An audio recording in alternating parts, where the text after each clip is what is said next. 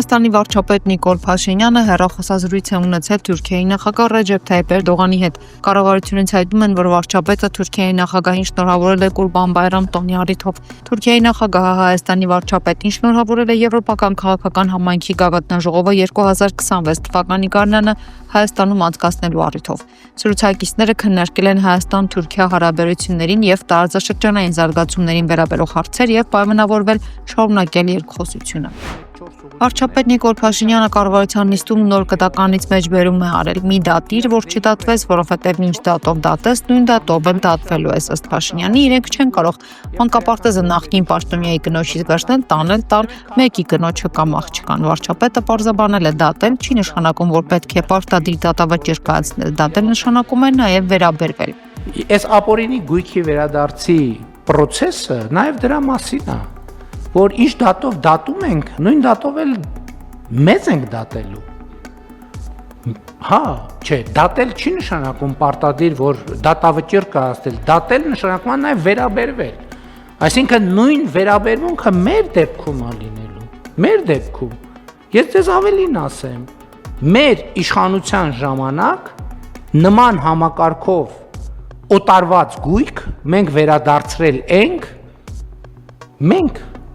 նույն համայնքային շահի պաշտպանության եւ քրեական գործի շրջանակում մեր կառավարության օրոք մեր պաշտոնյայի կողմից կայացրած որոշմամբ նմանատիպ մի գործարք մենք վերացրել ենք, կարող է դրա արդյունքում նույնիսկ այդ համայնքում այդ թվում դրա արդյունքում այդ համայնքում ընտրությունները պարտվել ենք, բայց կապ չունի սկզբունքը դրված է, չի կարող, մերոնք ձերոնք չկան, կա գույք, կա պետական գույք եւ կա օրինական գույք եւ կա ապօրինի գույք, կապ չունի եւ այս սկզբունքային ճանապարհը մենք շարունակելու ենք եւ ուրիշ տարբերակ չկա։ Ես ուզում եմ ասեմ, այո, իհարկե քաղաքական կոմպոնենտ կա ու քաղաքական կոմպոնենտն այն չի, որ մենք ինչ որ մեկի դες թշնամացած ենք ուզում, քաղաքական կոմպոնենտն է նա, որ մենք մարդկանց առաջ ստանձնել ենք պարտավորություններ, բայց մյուս կողմից տեսեք հիմա համադրական դատանը որոշում է կայացրել, իրավական համակարգ է ստեղծել, հա ինչ որ հայցերից դատախազությունը կհրաժարվի եւ կառավարությունն չի առարկում, որովհետեւ եթե մեր սկզբունքը լիներ բոլոր տեղերից հնարավոր ամեն ինչը վերցնել, այսքան չենք չարչարվի, ժողովուրդ ջան։ Այսքան չենք չարչարվի, այսքան օրենքի նախագիծ, փոփոխություն, նոր օրենք, նոր դատարան, նոր համակարգ, համադրական դատանի որոշում եւ այլն, եվրոպական դատանի, հենա կգնայինք կվերցնենք, բայց 10 անգամ դրան անդրադարձել ենք։ Հայաստանի կառավարության շենքի մոտ տեղի ունեցել հրաքելական եկեղեցու աջակցության ակցիա դժոխքում սպասում են Նիկոլին գրությամբ թիկնոցով մահվան դեսպանն է եկել դժոխքից եկել է բացատրելով, որ Նիկոլին տանելու ժամանակն է, նա ներկայացնում է Նիկոլի մեղքերը սրբապղծություն, նեռապաշտություն, թալան, դավաճանություն, չարություն, նենգափոխություն, պարտություն եւ այլասերվածություն, ասել է ակցիայի կազմակերպիչներից մեկը։ Այսօր մենք մեզ հետ բերել ենք պաստառ, որով ներկայացնում ենք մեր հայոց սրբերին, որոնք եկել են նզովելու Նիկոլ Փաշինյանին, հայ ազգը դավաճանելու, հայ ազգին կործանման տանելու եւ հայոց սրբությունները ապատվելու եւ հայոց հիմնասիոնը հայ առաքելական եկեղեցու դեմ կեղտոտ արշավ սկսելու համար եւ մի շարք այլ հանցագործությունների։ Տեսեք, Նիկոլ Փաշինյանը եթե ուզում է խոսել բարոյականությունից, թող նախ եւ առաջ ինքը մտածի իր սովորական աշխարհիկ օրենքների խախտման մասին։ Ամբողջ քրեական օրենսգիրքը Նիկոլ Փաշինյանի մասին է։ Ամբողջությամբ խախտել է։ Բազում հոդվածներ կան, որոնցով հենց այսօր ինքը պիտի դատվի։ Իսկ բարոյական դաշտ գնալուց առավել եւս հոգեվոր դաշտ գնալու ինքը ընդհանրապես իրավունք չունի։ Թող նախ եւ առաջ պատասխան տա իր իրավական մեղքերի համար, քրեական մեղքերի համար։ Այսօր ինքը ցիտում է Սուրբ Գիրքը, իրեն իրավունք է վերապահում ցիտելու Սուրբ Գիրքը։ Միակ Սուրբ տեքստը, որ ինքը այսօր պիտի անընդհատ ցիտի, դա ապաշխարության աղոթքն է։ Իր մեղքերի համար, փոխարենը ինքը շարունակում է նորանոր մեղքեր գործել։ Տեսեք, ինքը մեր սրբությունները, այդ բոլոր մեր գեղեցիկ վանքերը, որ ամեն բլրի վրա կան, այդ բոլոր վանքերը, որ խորհրդանշում են մեզ, մեր ազգը, մեր դարերի հավատը, մեր ինքնությունը, ինքը անվանում է ինչ որ ստորաքարշ բառերով, որը եւ բնորոշում է իրեն, իր շրջապատը այդ բարերով է անվանում, այստեղ մեր պաստարի վրա մենք ներկայացրել ենք իր խորդանոց չուլանը, որ ինքն է այդ իր բոլոր անպարկեշտ վարքագծով, որ անընդհատ էկրաններին է եւ չէ ամաչում անընդհատ իրեն այդպես ցույց է տալիս աչուձախ, իսկ իրական Հայաստանը վանքերի, եկեղեցիների, սուրբ մատուրների Հայաստան է, որից ինքը պիտի անհապաղ իր կեղտոտ ձեռքերը հեռու քաշի, ինքնախոստովանի ու գնա դատվի մինչև կյանքի վերջ պիտի իր մեղքերը ինքը քավի։ Դուք լավ տեսել եք Ռոմում, Վատիկանում, բանա Ռոմի Պապը բալկոնից ելույթ է ունենում, բազմությունը արգում պաշտում է։ Հիմա եթե մեկը գա Վատիկանի Սուրբ Պետրոս եկեղեցի բանա հրապարակում կամ բազմության, մեկն ու մեկը անպատվի վիրավորի քահանային, կաթոլիկ նկահա, բազմությունը կպաշտպանի իր կրոնը եւ կաթողիկ սպասավորներին եւ չեմ ասում կարդինալներին եւ ընդհանրապես եկեղեցին։ Մեր ժողովուրդը ցավոք ստրեսից, ապրումներից հետո մի քիչ վատ վիճակում է գտնվում, այդպես պատահում է, դա պատմական պերիոդ է։ Դե հիմա միշտ մեկ լինում է վերելք, մեկ լինում է մի քիչ ավելի ոնց որ ասած նահանջ, հետ նահանջ։ Բայց ժողովուրդը պետք է իր մեջ նորից վերգտնի այդ ուժը եւ ասի պաշտպանի իր սուրբ եկեղեցին, որը ստեղծվել է կաթոլիկ Ռոմի հետ միասին, համարյա միաժամանակ։ Վարչապետ Փաշինյանը ասում է, որ շատ կարևոր է հոգևոր անվտանգության եւ ազգային անվտանգության տեսանկյունից իմանալ վեհափառ հայրապետը Գարեգին II-ը ունի զավակ թե չունի, կուսակրոնության ուխտը խախտել են թե չէ, քեռակնոջ հետ սրբազաններ եղել են։ Հասկանում եմ որպես գիտ աշխատող։ Մենք ունեցել ենք Խրիմյան հայրիկ, Մկրտիչ Խրիմյան Վանեցի։ Երիտասարդ վանականները ջահել ժամանակ իրավունք ունեն ստեղծել ընտանիք։ Խրիմյան հայրիկը ունեցել է ընտանիք, զավակներ, կինը հիվանդանում, մահանում է։ Դրանից հետո նա չի ամուսնանում, որտեղ հոգևոր գործիչը կարող է ըստ օրենքի մի անգամ։ Նա երեխաներին տալիս է, ունեն երեխաներ ունեն, տալիս է բարեկամներին, բարեկամները պահում են, իսկ ինքը գնում է բարձրանում է, դառնում է եպիսկոպոս եւ դառնում է Խրիմյան հայրիկ։ Բայց ինքը եղել է Մկրտիչ Խրիմյան Վանեցի։ Ոնց որ ներսես աշտարակ։ Եթե Խրիմյան հայրիկին կարելի է նաև Գարեգին II-ը։ Չէ, եթե երիտասարդ հասակում քահանան խրախուսում են եւ Ռուսաստանում եւ Հունաստան, քահանաները իրավունք ունեն ընտանիք եւ դաստիարակեն կիրթ զավակներ, այո։ Կուսակրոնությունը պարտադիր հանգամանք։ Կուսակրոնություն, եթե մեկը ուզում է դառնա եպիսկոպոս կամ կաթողիկոս, նա հրաժարվում է աշխարհիկ կյանքի որոշ պայմաններից, այո։ Հրաժարվում է, բայց երբ որ նա 25-30 տարեկան է եւ չի ուզում դառնա ինչ որ բարձր տոհմիկ ինչ որ գործիչ, նա ունի ընտանիք։ Չունենալով դիվանագիտական հարաբերություններ Թուրքիայի հետ, պաշտոնական դիվանագիտական հարաբերություններ մենք ունենք շատ ակտիվ եւ գործուն երկխոսություն, քան բազմաթիվ երկրներ, որոնք իրար հետ ունեն դիվանագիտական հարաբերություններ։ Այս մասին ազգային ժողովում հայտարարել է Հայաստանի արտգործնախարար Արարատ Միրզոյանը։ Նրա խոսքով անշուշտ իրավացի կլինի որևէ մեկը, եթե ասի, որ վաղուց ժամանակն է երկխոսությունը շոշափելի արդյունքներ ունենա գետնի վրա։ Իհարկե, այդ երկխոսությունը շատ տևական ժամանակ եւ շատ դրական հունով զարգացել է, բայց նաև վերջնարդյունքներ, իհարկե կան միջանկյալ արդյունքներ, բայց վերջնարդյունքները տեսնելու ժամանակն է, սա է մեր համոզմունքը, խոսելով միջանկյալ արդյունքներից, ուրեմն նախ համատեղ մի քանի բան է արվել, խոսակցություն, երկխոսությունը կա շարունակվում է, բայց նաև գետնի վրա տեղ ունեցած որոշ բաներ, օրինակ փետրվարից Հայաստան-Թուրքիա պետական սահմանի ուրեմն մարգարե անցակետը հիմնարարվել է, պատրաստ է ուրեմն գործելուն եւ այս անցակետը ամբողջությամբ ուրեմն վերահսկվում է Հայաստանի Հանրապետության սահմանային զորքերի կողմից։ Պատասխանելով հայ-ադրբեջանական խաղաղության պայմանագրի ստորագրման ձգձգման հետևանքով էսկալացիայի վտանգի մասին արտգործնախարար Միրզոյանը ասել է. «Քանի դեռ վերջնական չենք հանգել խաղաղության, վերջնական ձեռքի չենք սեղմել, էսկալացիայի վտանգը կա։ Ըստ նախարարի էսկալացիան կարող է լինել ստից, տեխնիկական ինչ-որ կայծից հրդեհ-բռնկվի կարող է լինել նաև պլան»։ Միրզոյանը չի կարողացել պատասխանել, թե ինչու է Ադրբեջանը պարբերաբար կրակում Սյունիքի ուղղությամբ։ Մենք պատրաստ ենք րոպե առաջ սկսել խորհրդات ցուցություններ որոշելու ստորագրման օրը, տեղը Ադրբեջանը իր դիրքորոշումն է հայտարարում, կան որոշակի նախապայմաններ, այդ մասին բազմիցս խոսվել է առաջ քաշվող թեմաներից մեկը որպես օրակարգ Մինսկի խումբը եւ դրան վերաբերող ուրեմն կառույցների լուծարման գործընթացը ընդհանրապես որպես օրակարգ մեզ համար հասկանալի եւ ընդունելի է իսկապես երբ որ կլինի ինստիտուցիոնալիզացված խաղաղություն իսկ ես այս տերմինի տակ նկատի ունեմ ստորագրված փաստաթուղթ խաղաղության հաստատման եւ ըստ էության թղթի վրա նաեւ կոնֆլիկտը կավարտվի տրամաբանորեն հարկ չլինի ունենալ այս կոնֆլիկտին վերաբերող որևէ կառույց միջազգային հարթակներում այնուամենայնիվ տեխնիկական նյուանսներ կան մենք կարծում ենք որ այս գործընթացը Մինսկի խմբի եւ կառույցների լուծարման եւ խաղաղության պայմանագրի ստորագրման հետագայում վավերացման ուրեմն գործընթացը առնվազն պետք է զուգահեռվեն եւ մենք միաժամանակ կարող ենք օրինակ երկու թղթի շուրջ հանդիպում ունենալ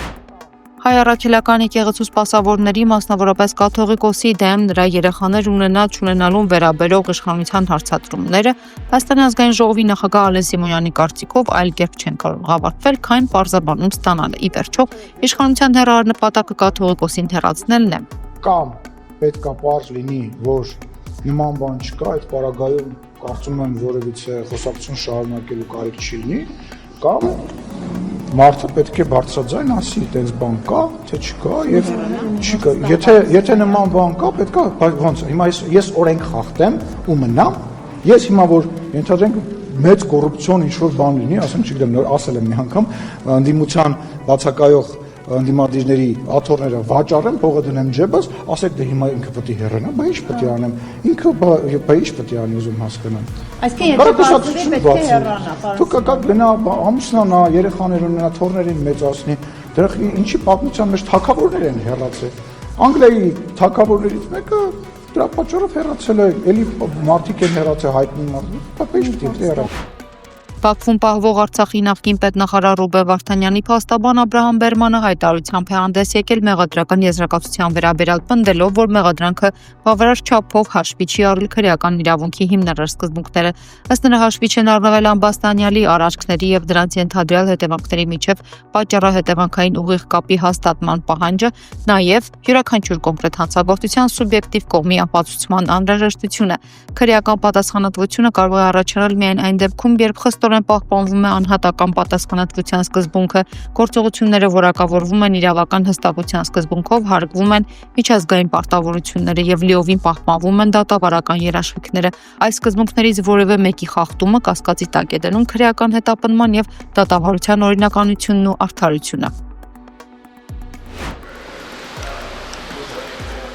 Դուշանբեում անցկացվել է ԱՊՀ կառավարությունների ղեկավարների խորհրդի նիստը։ Հայաստանը ներկայացրել է փոխվարչապետ Մհեր Գրիգորյանը։ Դուշանբեի հանդիպման առանցքային թեմաներն էին համագործակցություն, արդյունաբերության եւ հատկապես ծանր մեքենաշինության ոլորտում, օդային երթևեկության ազգային համակարգերի ներդաշնակեցում, առողջության պահպանման ոլորտում փաստաթղթերի ստորագրում, միջսահմանային համագործակցություն, ԱՊՀ երկրներում ճառագայթային, քիմիական եւ կենսաբանական իրադարձության վերահսկման միասնական համակարգի զարգացում։ Հաջորդ հանդիպումը նախատեսված է հոկտեմբերին։ Կոտայքի մարզի Պրոշյան համայնքի բնակիչները բողոքի ակցիա են իրականացրել կառավարության շենքի դիմաց նրանք պահանջում են վերականգնել 25 համարի երթուղու ավտոբուսի երթևեկությունը, որը Պրոշյանը կապում է Երևանի հետ։ Պրոշյանի բնակիչների պայքարի ընթացքում 25 համարի ավտոբուսը պահպանվեց, թեև այն ոչ թե հասնում էր Պրոշյանի մուտքի մոտ, այլ միայն Պաշտպանության նախարարության նախկին շենքի մոտ, այսինքն 300-ից 400 մետր ավելի հեռու։ Սակայն ամսի 1-ից պատահաբար տեղեկանում են, որ վերջին կանգառը ավելի են հեռացրել հասցնելով Վանահովի թաղամասի մոտ։ Այնուհետև երեկոյան ոստիկանությունից համապատասխան մարմինները զանգահարեցին եւ տեղեկացրեցին, որ առավոտյան ձեզ կընդունի փող ոստիկանապետ Հակոբյանը։ Եվ ես ժողովրդին խնդրեցի, որպեսզի ակցիան դադարեցնենք, քանի որ ես պետք է հանդիպեմ փող ոստիկանապետի հետ եւ լուծումներ են առաջարկելու ի օգուտ ժողովրդի։ Այնուամենայնիվ հաջորդ օրը երբ հանդիպեցինք փող ոստիկանապետ Հակոբյանի հետ, ես նախ շնորհակալ եմ պարոն Հակոբյանին, քանի որ նա դրական լուծում տվեց մեզ եւ մեր տրանսպորտը եկավ հասավ Պրոշյանի մոտ։ Բայց հետևյալումն է խոսքը։ Մենք ոչ թե դժգոհում ենք այս ամեն ինչից, ուղղակի հարգելի լրագրողներ, իլուր Հայաստանի Հանրապետության կառավարության բոլոր մարմիններին ուզում եմ ես կոչս հնչեցնել հետևյալում։ Լուրեր են շրջանառվում, որ մուլտիտրանս ընկերությունը ցանկանում է խոչընդոտել 25 ամառի երթուղին, որովհետև երևի գիծը ուզում է ամբողջովին իրենով անել, բայց գիտեք ինչ, Պրոշյան ավանը բազմաթիվ բնակչություն ունի, 7000-ից ավել բնակչություն ունեցող եւ աճող, այսպես ասեմ, գյուղ է, ավանը ինքը չի կարող մենակ իր 277 տրանսպորտով ապահովել։ Ուղղակի ես այսօր ես եւ ընկեր Պետրոսյանը ներկա ենք այստեղ նրա համար, մեր հորդորն ենք եւ պահանջն ենք ուղում հղել մուլտիտրանս ընկերության ներկայացուցիչներին, որ հեռու մնացեք նման բոյկոտներից։ Այլապես ձեր տրանսպորտը թույլ չի տա Պրոշյանցին, որ ներս մտնի Պրոշյան։ Աշխատեք, Պրոշյանցին դեմ չի, ձեր 277-ից օգտվում է ամբողջ գյուղը։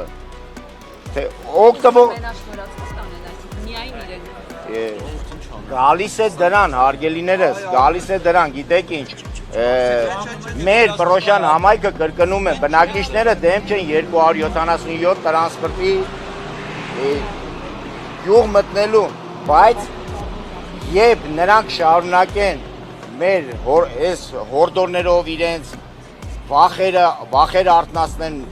25 ամառի երթուղու հետ կախված, համոզված եղեք, գյուղը կրկին ավելի մեծ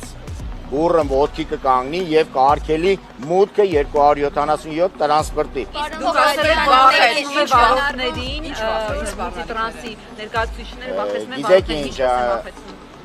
դա չեմ կարող այս պահին, գիտեք ինչ, ինչ որ ես տվյալ չունեմ, կոնկրետ ինչ որ, գիտեք ինչ, հարգելիներս, բոլորս է գիտենք, եթե նման լուրերը կա, հենց այնպես լուրերը չեն լինում։ Բայց ինչ կարգի լուր է։ Լուրերը, որ սպառնում են, վարորդներին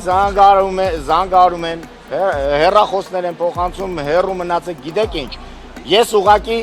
այժմ հարգելի մուլտիտրանս կրկին անգամ Պրոշյան համայնքի բնակիչների անունից հորդորում եւ խնդրած կլինենք մենք նաեւ ձեզ։ Աշխատեք, ձեզ ոչ մեկ չի խոչընդոտում։ Եկեք Պրոշյան համայնք, վայելեք հարգանք, այլ ոչ թե ձեր կոպտություններով ցանկանաք ինչ որ առաջ անցնել։ Չի լինի նման բան։ Պրոշյանցին երբեք թույլ չի տա։ ԱՄՆ նախագահ Դոնալդ Թրամփը 1 ժամից ավելի հեռախոսազրույց է ունեցել Վլադիմիր Պուտինի հետ, նրանք քննարկել են Իրանի հետ միջուկային գործարքը եւ Ուկրաինայում պատերազմը։ Թրամփը նշել է, որ դա լավ զրույց էր, բայց ոչ այնպիսին, որը կհանգեցնի անհապաղ խաղաղության։ Նրա խոսքով Պուտինը զգուշացրել է, որ ինքը ստիպված կլինի արձագանքել ուկրաինական վերջին հարձակմանը ռուսական ռազմական օդանավականների վրա։ Սպիտակ տան ղեկավարը պատասխանել է, որ ըմբռնումով կվերաբերվի ռուսական կողմի պատասխան քայլերին։ Ուկրաինայի նախագահը կրկին կոչ է արել ուժեղացնել Ռուսաստանի վրա ճնշումը պատերազմը դադարեցնելու համար։ Ռուսաստանի եւ Միացյալ Նահանգների առաջնորդների միջև հեռախոսազրույցից անմիջապես հետո Զելենսկին Telegram-յան գրառում է արել, որում մատնանշել է, որ Ռուսաստանի նախագահ Վլադիմիր Պուտինը զգում է անպատժելիություն եւ նույնիսկ բոլոր սարսափելի հարվածներից հետո նաեւ պատրաստվում է եւս մի քանի պատասխաններ տալ։ Սա նշանակում է, որ դիվանագիտության յուրաքանչյուր նոր հարվածով, դիվանագիտության յուրաքանչյուր նոր որոշմամբ Ռուսաստանը միջնամատ է ցույց տալիս ամբողջ աշխարհին բոլոր նրանց, ովքեր չեն ցանկանում մեծացնել իր վրա ճնշումը, ասել է Զելենսկին։ Ռուսաստանի Դաշնության Դաշնային խորհրդի պատվիրակությունը խոսնակ Վալենտինա Մատվիենկոյի գլխավորությամբ պաշտոնական այցով ժամանել է Հայաստան։ Ծրագիրը ներառում է Վալենտինա Մատվիենկոյի եւ երկրի ղեկավարության հանդիպումները։ Մասնավորապես նախատեսվում է հանդիպում Հայաստանի ազգային ժողովի նախագահ Ալեն Սիմոնյանի հետ։ Մատվիենկոն եւ Սիմոնյանը նաեւ կբացեն Ռուսաստանի Դաշնության Դաշնային ժողովի եւ Հայաստանի Հանրապետության ազգային ժողովի միջև համագործակցության միջխորհրդանական հանձնաժողովի 39-րդ նիստը։ Գլխավոր թեման է մեծ հաղթանակի 80-ամյակը միասնություն ապագա սերունդների պատմական հիշողության պաշտպանության գործում։